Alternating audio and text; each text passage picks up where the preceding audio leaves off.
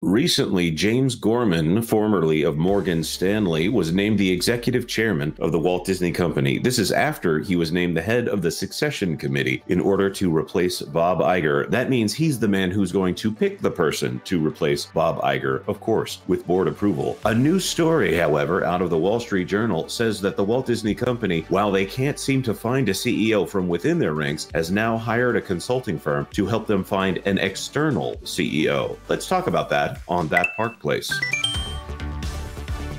But what we want to get to, since I hinted at the James Gorman issue here, the Wall Street Journal dropped a little nugget that I don't know if anything will come of it. But I'm very interested in one particular statement. This one says, the Wall Street Journal veteran leading Disney's search for Iger's replacement, James Gorman wanted a challenging board role after nailing succession at Morgan Stanley. He's getting one at Disney. For those of you who are not aware, the man from the clip that I played before, James Gorman, the former CEO of Morgan Stanley, stuck the landing in getting his successor. He had 3 people up for the role. Reportedly, he paid each of them $20 million, regardless of whether they got the CEO position. They all stayed in there with the company, despite only one of them getting that CEO position. And James Gorman went to executive chairman. Another thing about Gorman, he stayed on as executive chairman, and he will stay until, I want to say, around December 31st of this year, in which he will become the executive chairman of the Walt Disney Company, replacing Mr. China himself, Mr. Mark Parker, who, hey, Culture, why do you think Mark Parker might be leaving the Walt Disney Company's executive chair position? Because forced labor is frowned upon now publicly, so that would be my guess. I think, to quote to Thor Ragnarok, I don't really like that term. It's the prisoners with jobs. That's okay. I think there you go. All right, fair enough. Yeah, forced jobs. Yeah, that's a clip we're going to have to put in there because it comes up more often than we would like when referring to the Walt Disney Company. I also think that Nike is having a lot of problems on its own. And Valiant Renegade, our good friend, put forward the theory that Nike's board said, you can't spend all your time working on Disney's problems. You've got problems of your own over here, Mark.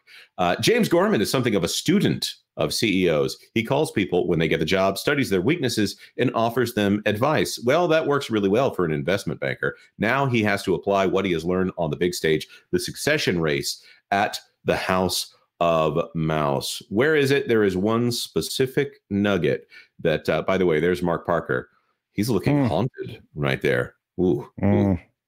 Disney, by the way, to talk about when he joined in, that being Gorman, Disney announced that Gorman, along with former Sky CEO Jeremy Darish, were joining the entertainment giant's board when it was under siege. Probably not from the cook on a submarine, from activist investor Nelson Peltz, who unsuccessfully tried to persuade shareholders to add himself to the Disney board. That is very accurate. And I don't think we can focus on this enough that Iger handpicked his successor. That's right here. Gorman, by the way, started working on Morgan Stanley's succession during his first board meeting as CEO in 2010. That's a long time before they found the CEO, sharing a list of people who could immediately succeed him if there were an emergency. Do you think Bob Iger has that? After about 5 years, he updated the list, and then again in 2020. By then, Gorman and the board had started actively evaluating candidates. We asked them for health checks. We asked them to tell us if there's something we should know about their lives, he said, speaking in the In Good Company podcast late last year. So this is a person who I think actually was looking for candidates within Morgan Stanley in order to do this. Now, what's the difference between the last 10 years of the Disney company versus the last 10 years or so? Let's extend this out to 15 years of Morgan Stanley. Any changes over there at Morgan Stanley that bear any significance, like absorbing another bank that holds the rights to Star Wars or anything like that? The thing that I was being obtuse. I was asking a question that pretty much only had 1 to 5 answers. Pixar, Lucasfilm, Marvel, all of the things that they have absorbed over there at the Walt Disney Company, Fox, all of these things that essentially Bob Iger has increased the size of the company to the point where even if you were to hire an ABC executive in order to run the Disney company right now, you would say, does he really have what it takes in order to run this entire gigantic organization, which, by the way, is primarily a theme park company? Morgan Stanley was a bank, an investment bank in 2010, and is still an investment bank. So the skill set didn't change nearly as much. I mean, of course, there's technology changes and things like that. But here's the headline that I want you all to soak in. Gorman and Iger speak regularly, and the former Morgan Stanley CEO is focused on finding the right candidate to help Disney move past its reliance on its larger-than-life CEO and ensure its strong pipeline of leaders to help it succeed long-term. People familiar with the matter said the board has hired Heidrick and Struggles to lead the search for external candidates. So they've actually hired an outside firm to start vetting external candidates for the Walt Disney Company. Is that smoke and mirrors? It's so small in the headlines that I think it might actually be true. I think they buried it on purpose. I think that, they want to like throw out in front these unqualified candidates and the politicized candidates, especially, Kamala Harris's friend that is really running ABC into the ground currently. And they kind of throw that all under the bus. And I told you a long time ago, Jonas, I suspected they were going to go outside because they didn't have anybody internal that was really, up to snuff. Well, if the answer was Dana Walden, they could have made that answer within the next month. There's an earnings call, I want to say November 14th, that the Valiant Renegade channel will be live streaming. And that stream is already up now, Jonas. Oh, that's true. That's true.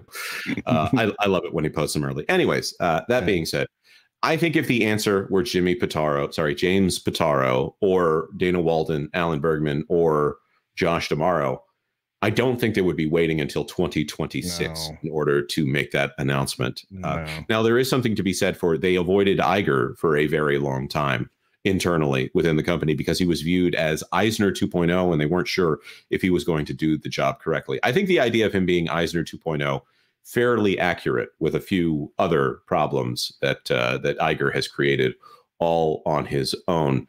And if you look at it as Iger becoming the second Eisner, it does make sense in a lot of ways. By the way, Vash, if you have a comment, I really want to get it. But before we say that, in Bob Iger's book, he's one of the few people to speak incredibly positively about Eisner's time at the company. Vash, did you have something you want to throw in there?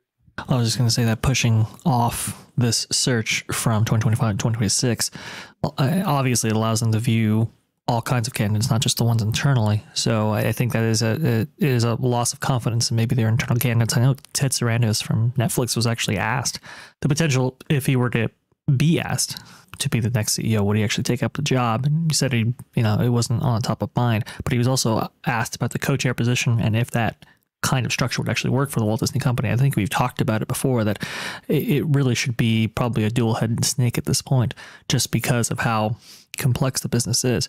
I think Ted Sarandos said something to that effect that it might work. It depends on the business culture there at Disney. So I think this is really fascinating that perhaps external candidates are back on the table. Oh, my question is who? I mean, I think Reed Hastings and Ted Sarandos are obviously pretty high on the list if you are needing a new CEO for the Walt Disney Company. For either of them, and I think Hastings has officially backed away from that CEO position over there at Netflix. I forget who is in the chair since they do a co-CEO thing over at Netflix. Right now, Netflix is $753 a share, 54 almost, and has a market cap of $322 billion with a B, and Disney right now at about 174. So not quite half the value of Netflix, but it would be a step down. But of course, running half of Netflix and running all of Disney, it would be a more complicated job, but it would also be a monetary step down as far as wielding power goes. It's also fascinating when you think about the fact that there it is right there, 754 at Netflix. When you think about the fact that Netflix is just a streaming service and they set up Disney Plus as if it was going to be the next Netflix. And essentially at this point, the Walt Disney Company is valued, probably as it should be, as a theme park company and the value of the theme park assets, and all of this other stuff is just kind of tacked on there. $80 a share as of last year is about enough to cover the theme park assets, and of course we have questions about how that's going to go. Can you guys think of anyone out in the market right now that would be a good candidate to take over at the Walt Disney Company as the CEO? Not off the top of my head, but if you're serious about the Walt Disney Company being I don't know about so much a tech company, but if you are thinking it's a streaming company and that its foray should be into streaming, and that's really where the value lies, especially with Wall Street investors, and it makes sense to open up the field to candidates who are successful in that space. And so I think that's why they were wondering if Ted Sarandos was going to be the guy. Go ahead, Coach.